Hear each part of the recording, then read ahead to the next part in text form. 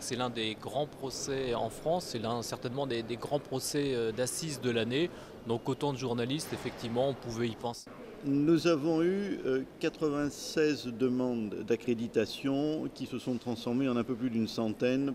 On a essayé d'anticiper un peu les demandes des journalistes, donc nous avons mis en place non seulement réserver à peu près la moitié de la salle d'audience principale, mais également il y a une salle de retransmission où là aussi, grosso modo, la moitié des places sont destinées à la presse qui assiste véritablement au procès. Et pour faciliter leur travail, nous avons mis à disposition deux salles qui permettent de disposer de lignes numériques, de prises de téléphone classiques, de prises Internet, de prises électriques pour recharger les portables et autres, et dans lesquelles les journalistes peuvent soit monter rapidement un sujet, soit écrire leurs papiers, soit téléphoner leurs articles pour les différents journaux.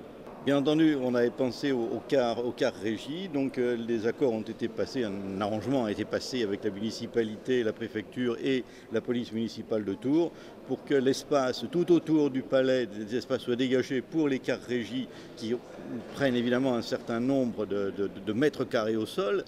De même qu'un accord a été passé sous forme de badge de stationnement permettant aux journalistes de pouvoir stationner dans Tours au plus près du palais sans difficulté et notamment sans limite de temps. Je crois que c'est justifié qu'il y ait beaucoup de journalistes parce qu'encore une fois, ça intéresse tout le monde, ça touche tout le monde et c'est suivi par tout le monde. Alors après, vous avez beaucoup de gens qui doivent penser que les journalistes en font trop.